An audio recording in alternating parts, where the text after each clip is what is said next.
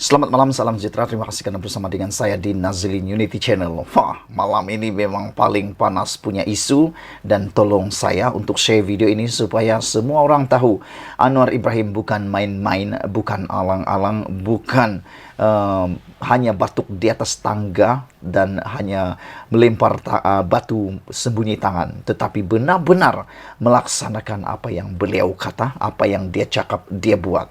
Hari ini gara-gara Anwar Ibrahim betul-betul memerangi rasuah, benar-benar anti terhadap rasuah. Oleh sebab itu Anwar Ibrahim mendedahkan satu pendedahan yang luar biasa, yaitu geng kaya dah berpakat macam-macam ugutan, kata Anwar Ibrahim. Saudara-saudara sekalian, ini satu pendedahan yang betul-betul menggemparkan kita apabila Anwar Ibrahim sendiri mendedahkan bahwa geng kaya cuba untuk mengugut Anwar Ibrahim. Saudara-saudara sekalian, apa cerita di sebalik geng kaya berpakat untuk ugut Anwar Ibrahim ini? Perdana Menteri Anwar Ibrahim memberitahu kepada warga Permatang Pauh tentang ugutan yang beliau terima daripada geng-geng kaya raya ketika kerajaan berusaha membersihkan negara. Bertemu penduduk dalam majlis kenduri Aidil-Adha di Kampung Guar Perahu, Anwar berkata kelompok tertentu itu berpakat ketika negara terbeban dengan hutang RM1.5 triliun dan rakyat kesusahan. Keadaan susah, jadi kita patut bersihkan negara ini daripada kerja rasuah dan penyelewengan. Macam-macam ugutan saya terima. Geng-geng kaya raya ini dah berpakat, kata Anwar Ibrahim kepada ratusan hadirin di luar sebuah masjid di Guar Perahu.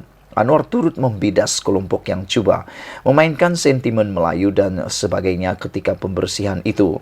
Geng penyakau berbilion-bilion pakat sekarang ini nak buat hidup Melayu dan sebagainya. Hang buat tak penyelewengan, kata Anwar Ibrahim. Saya lawan tetap lawan, katanya sambil menepis dakwaan beliau mengayakan keluarganya. 7 bulan kuasa, satu kepentingan keluarga saya tak pertahankan. Tidak ada sama sekali, kata Anwar Ibrahim. Anwar mewakili rakyat Permatang Pauh pada 1986 hingga 1999 dan kemudian 2008 hingga 2015. Beliau kini ahli Parlimen Tambun. Rakyat Permatang Pauh sekarang diwakili oleh ahli parlimen daripada PAS. Saya nak perbaharui silaturahim dan jumpa kawan-kawan lama. Saya tak pernah lupa jasa dan pengorbanan rakan-rakan di Permatang Pauh, katanya. Anwar memberitahu warga Permatang Pauh bahawa usaha kerajaan meningkatkan Islam, melawan rasuah dan memperbaiki tata kelola tidak pernah dibantah oleh mana-mana parti dalam kerajaan perpaduan. Yang saya dengar dakwaan terhadap parti-parti dalam kerajaan ini di luar. Orang buat macam-macam tuduhan dan tohmahan, kata Anwar Ibrahim.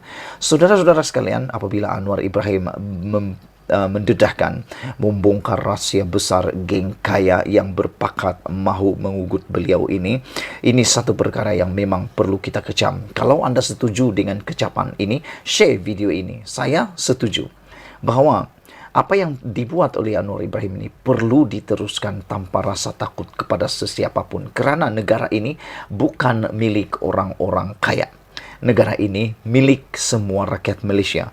Negara ini milik kita semua. Kita bebas. Selain daripada itu, negara ini adalah negara yang berdaulat. Kita mempunyai hukum, bukan tinggal dalam hutan. Kita diperintah oleh pemerintah yang berdaulat, bukan pemerintah yang sembarangan. Saudara-saudara sekalian, jadi oleh sebab itulah saya menyokong Datuk Seri Anwar Ibrahim untuk terus bertahan dan melawan geng kaya yang berpakat ini. Siapapun mereka harus dilawan habis-habisan. Jangan takut. Kita berdoa kepada Anwar Ibrahim supaya beliau tidak takut untuk menentang rasuah ini. Kata Anwar Ibrahim, mereka cuba menuduh Anwar Ibrahim kononnya mengayakan keluarga. Tetapi sehingga ke hari ini tidak ada satu pun bukti ataupun pendedahan yang boleh mengaitkan kononnya Anwar Ibrahim mengayakan keluarga. Anwar Ibrahim kata sebentar tadi kalau benar dia terlibat, dia bersedia untuk disiasat oleh SPRM.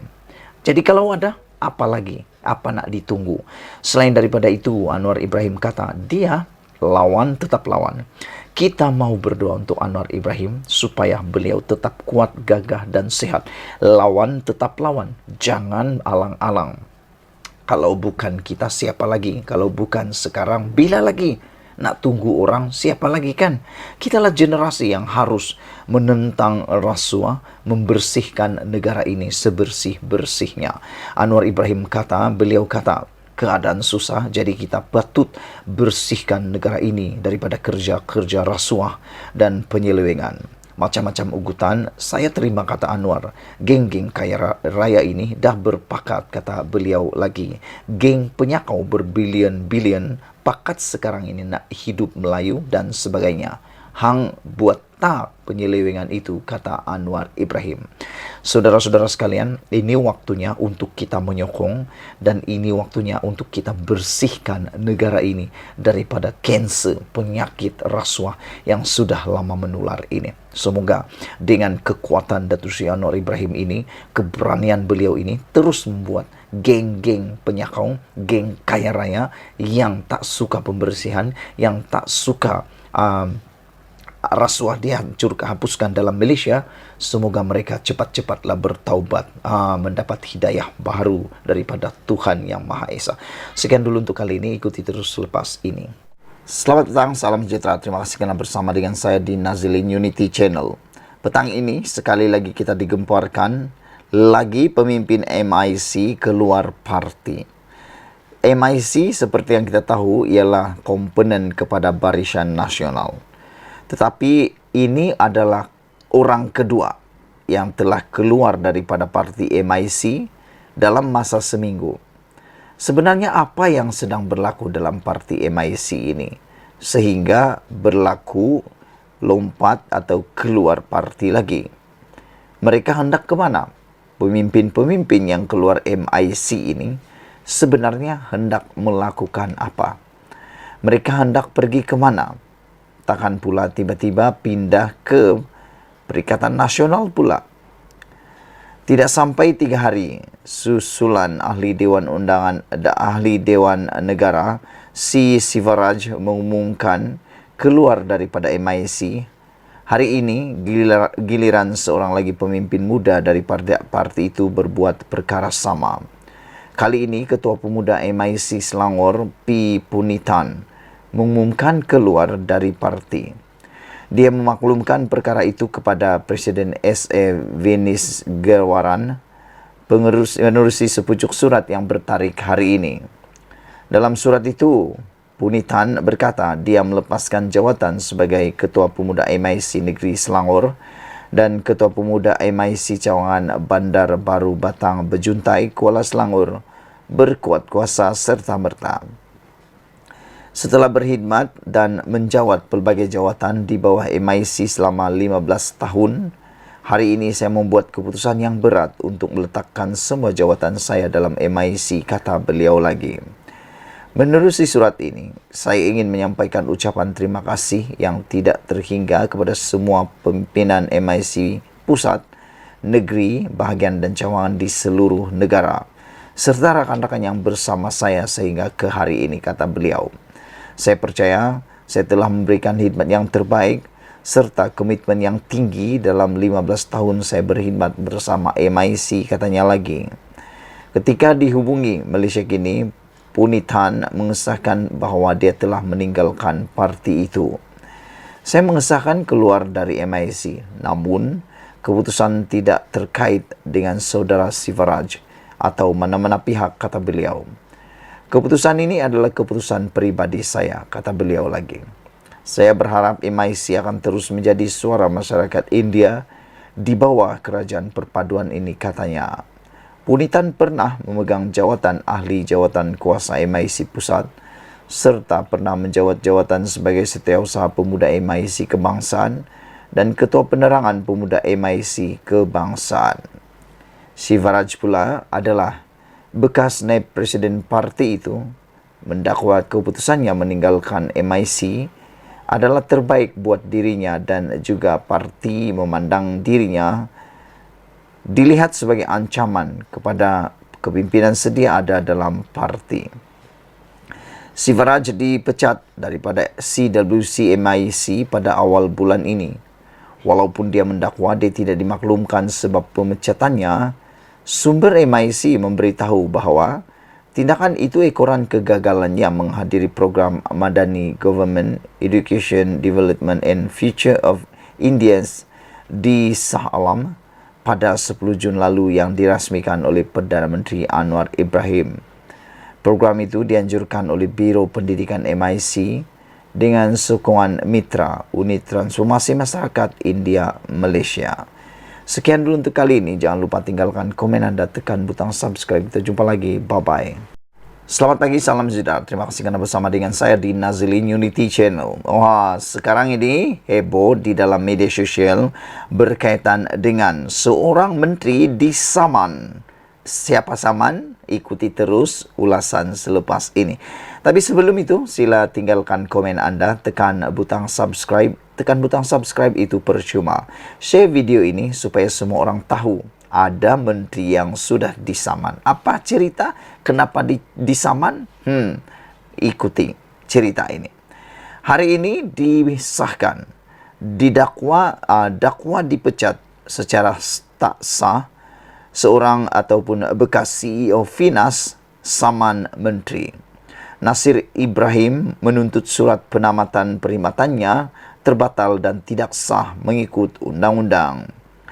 Bekas Ketua Pegawai Eksekutif Perbadanan Kemajuan Filem Nasional Malaysia Finas, Nasir Ibrahim memfailkan saman di Mahkamah Tinggi kerana mendakwa diberhentikan secara tidak sah 5 bulan sebelum kontraknya tamat.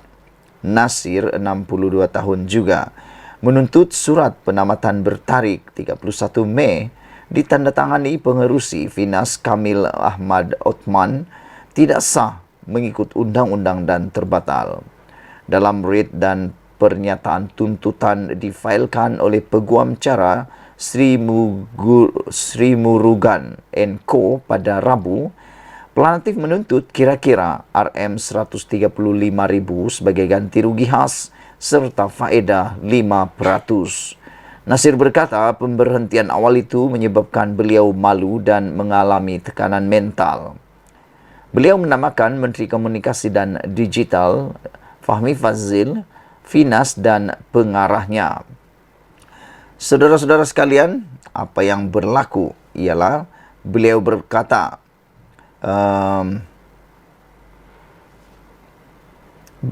dalam satu kenyataan pada 1 Jun, Finas mengesahkan bahawa Nasir telah disingkirkan sebagai Ketua Pegawai Eksekutif berikutan dakwaannya bahawa beliau telah dipecat.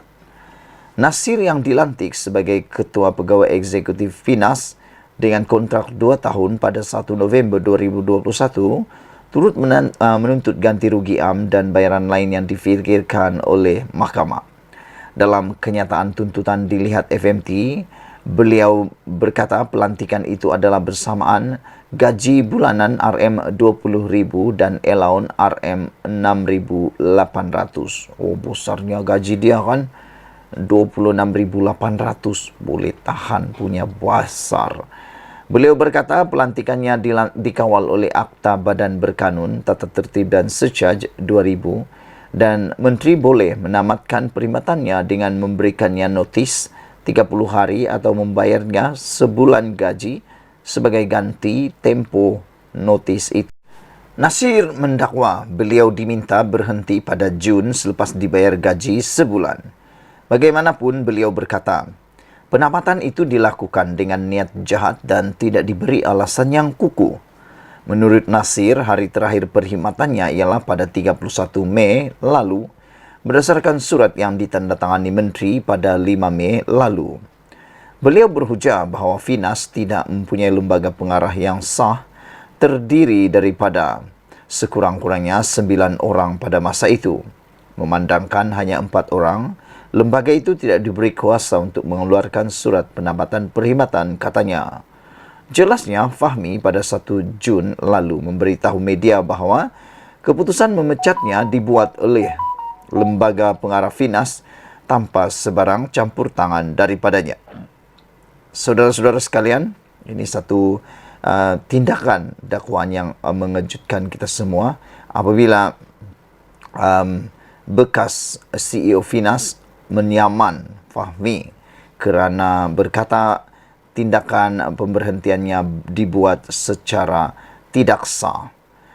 Dalam writ dan penyataan tuntutan difailkan oleh Peguam Cara Simurugan dan Co. pada Rabu, pelanatih menuntut kira-kira 135,000 sebagai ganti rugi khas serta faedah 5%. Nasir berkata pemberhentian awal itu menyebabkan beliau malu dan mengalami tekanan mental. Beliau menamakan Menteri Komunikasi dan Digital Fahmi Fadzil, Finas dan pengarahnya Mastura Ahmad Mustafa, Idwan Arif Abdurrahman dan Nur Azam Sairi sebagai defendant dalam saman itu. Dalam satu kenyataan 1 Jun, Finas mengesahkan bahawa Nasir telah disingkirkan sebagai Ketua Pegawai Eksekutif berikutan dakwaannya bahawa beliau telah dipecat. Sekian dulu untuk kali ini. Jangan lupa tinggalkan komen anda, tekan butang subscribe. Apa komen anda? Kita jumpa lagi. Bye-bye.